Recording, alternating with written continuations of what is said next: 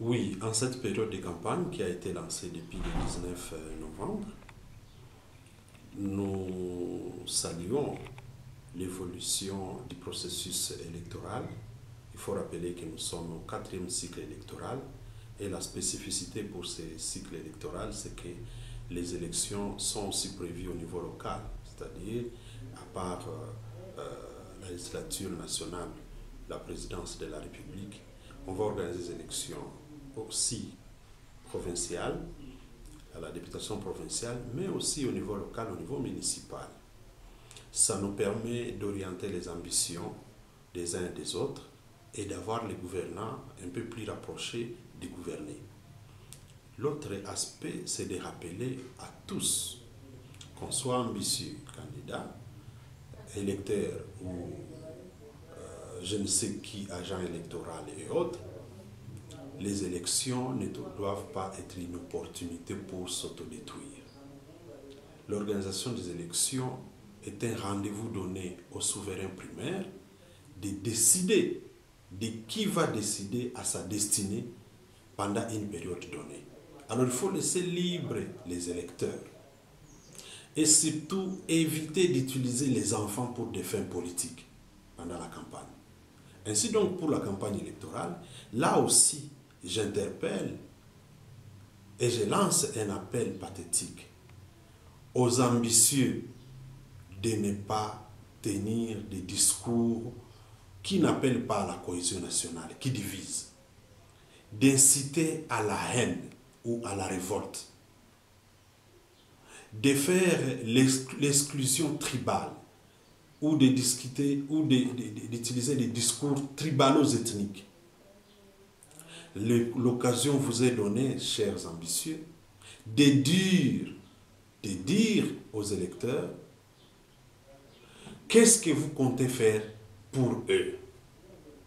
Quelle est votre vision? Quel est votre programme de société? Quels seront les indicateurs, une fois élus, pour permettre aux souverains primaires, aux électeurs, de vous évaluer? Vous devez donc séduire les électeurs. Mais alors, vous ne devez pas prendre cette occasion pour parler des autres. On vous donne l'occasion de parler des autres, de vous-même et non des autres. Comme ça, le peuple, les souverains primaires, va de lui-même choisir, puisque comme on dit, les votes est secret. On peut bien se montrer ses partisans avec X ou Y, mais devant l'urne, on fait autre chose. C'est-à-dire, il ne faut pas aussi que les gens se trompent en disant ils ont été populaires pendant la campagne, donc c'est eux qui doivent passer. Ça peut arriver qu'on soit populaire et qu'on ne soit pas élu. Donc, il faut laisser libre les électeurs. Au contraire, chercher à profiter de l'occasion de la période de la campagne pour les séduire et les convaincre pour que devant l'urne, ils puissent voter pour vous. C'est cela mon message, surtout pour les ambitieux, en rappelant qu'ils doivent être des modèles déjà. Et s'ils ne sont pas cohésifs déjà dans la période de campagne, c'est qu'une fois élus, ils vont plonger la population dans des crises. Nous avons besoin des ambitieux qui feront preuve de la tolérance politique, du savoir-faire et surtout de communiquer de manière apaisée à ne pas opposer les uns contre les autres. Ça sera le début de la cohésion nationale au niveau de la province, au niveau des villes et territoires qui sont concernés, car nous regrettons le fait que Rutshuru et Masisi ne vont pas participer aux élections. C'est très dommage et nous croyons que le moment venu, on va rétablir l'ordre et la sécurité pour que là aussi on puisse procéder au vote. Eh bien, l'engouement des jeunes dans ce processus électoral est une bonne chose puisque la démocratie voudrait la participation de tous. C'est tout à fait légitime que tout le monde qui se trouve dans les critériums et dont la candidature est acceptée de faire campagne. Mais ils approuvent le fait que sur le plan stratégique, les gens sont partis en masse sans penser aux aspects stratégiques de maximiser les chances de faire passer des jeunes. Et ma crainte, c'est de voir que peut-être après, les efforts des jeunes soient éparpillés. Tenez, les jeunes qui ont milité ensemble dans une dynamique X ou Y, mais les jours de vote, s'ils n'ont pas été capables de choisir une personne qu'ils accompagnent tous et que chacun prend sa ligne pour aller postuler dans son coin, c'est l'électorat là qui est éparpillé, qui est partagé entre tous ces jeunes ambitieux, pourtant capables, mais incapables de se faire des concessions, de désigner une personne ou deux qui peuvent soutenir, par exemple par circonscription électorale. Il suffirait, par exemple, pour Goma, de dire les jeunes, qu'ils soient des mouvements citoyens, de la société civile et autres, ils se réunissent, ils passent aux primaires, ils désignent un ou deux, qu'ils soutiennent un à la députation nationale, un à la députation provinciale, et ils sont sûrs qu'ils vont faire la campagne de bouche à oreille, même s'ils n'ont pas assez de moyens pour battre la campagne, ils n'ont pas de biens matériels à distribuer, et on pouvait être sûr que par ville, nous aurons au moins un élu qui vient ici des structures des jeunes et qui va porter les flambeaux de la jeunesse et défendre la cause de la jeunesse. Mais ma crainte aujourd'hui, c'est que la plupart qui vont passer, ils vont plus plaider la cause de leur famille politique. Et encore une fois, ça pourrait être un rendez-vous manqué pour la jeunesse dans l'ensemble.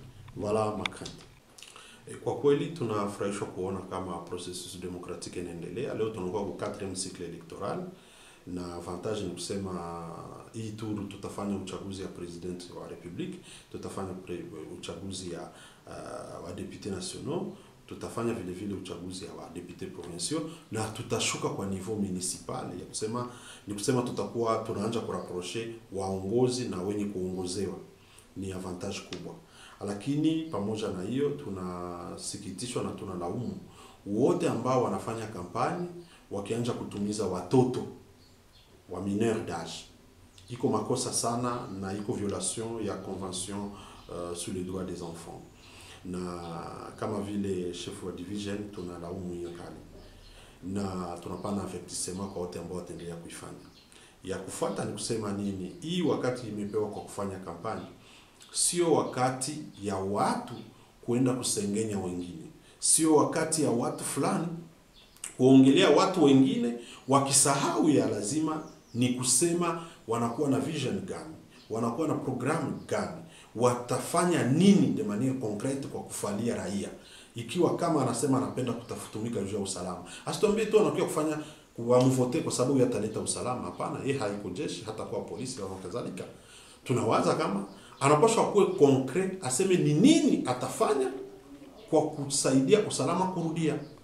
Ni nini atafanya kwa kupana kazi kwa vijana na kwa watu wengine? Ni nini atafanya kwa kuameliore afya, accès ya santé, ya masoins de santé kwa watu, accès kwa education ya watu wote, wasijana kama vile wa vijana na kadhalika. Ni hii tunapenda tusikie kutoka wakandidati wakipana maindikateur ambayo itatupermettre raia kuenda na waevaluer. Lakini kama wanapoteza muda hawaseme hiyo, wanaanza kuprofite kusema faiblesse ya wengine kwa kusudi wao wajiatire sympathie. Iko ujanja kabisa, kwa sababu wao pia watakuwa hawatasema ni nini inaacha wanakuja kupostile. Na ya kufuata ni kusema tunawaza kama uchaguzi haiko wakati ya kuenda kuchonganisha watu kwa kutumiza ma discours de haine tribal, haine ethnique, wala kutumiza ma discours ya kuchonganisha wa fulani contre wa fulani kwa kutafuta kujiatire sympathie ya wa electeur. Hiyo pia tunalaumu na tunalomba watu wafanye ya lazima ambayo inahitajika kufanya kampanya yao wakikuwa wazi na raia.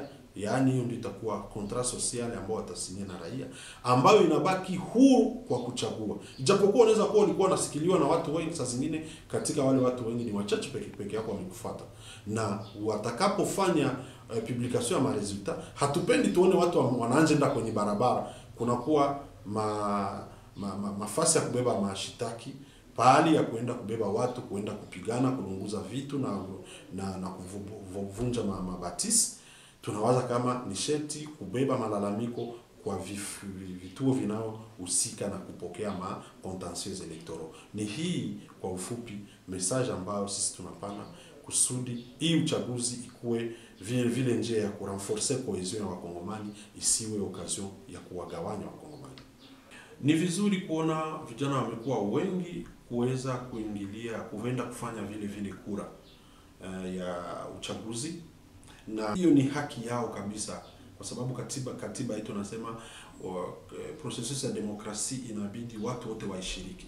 Wamoja wanaweza wakaenda kama waagent electoraux, wengine kama vile wa témoin, wengine kama vile wa observateur, na wengine kama vile wa ambitieux, lakini sio kama wale wote ambao wanapostile wote watapita. Ndio maana kufuatana na ngoma ya vijana na kuona jinsi mara na mara vijana walikuwa wengi kusindikiza wengine, kupiga mikono, kuwachezea, na wakati ya kupartager pouvoir wao hakupatikana. Ilibidi wa vijana wakuwe stratege na kukumbuka kama walifanya lite pamoja, waweze kufanya demarche ya kuchagua mtu mmoja ama wawili katika kila circonscription electorale, kusudi wote wajiunge nyuma yake, naye apite aende kubeba sauti ya vijana juu katika institution ya prise de decision. Lakini wanapofika wakati ya kwenda kwa uchaguzi, kila mtu anaenda kwa njia yake, wana réduire chance, yani wana éparpiller maefort ya vijana, inasambalana na haiwezi tena kapanda juu. Ni hapo kunakuwa riski ya kusema vijana tuweze kukosekana katika watu ambao wanaweza kuchaguliwa.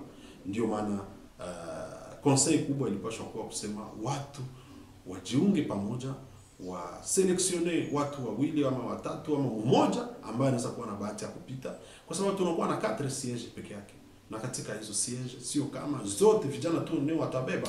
Kama vijana wanaweza kubeba moja, mwanamke anabeba moja, kunakuwa sijue na wale wa doyen, wale wakubwa wetu walitupitia mbele na wakibeba moja. Ni kusema sio vijana wote watapita, ijapokuwa wanatoka katika mouvement citoyen ama maparti politique. Hatutaweza kusema sisi wenyewe tubebe hiyo masiege zote. Ndio maana tunawaza kama tutire maleson na hii comportement yenye tumemafishe, na prochainement tuweze kukosoa kusudi tupatie vijana chance ya kuweza kujiretrouver mu ma instance décisionnelle zenye kupita pouvoir ya demokrasia.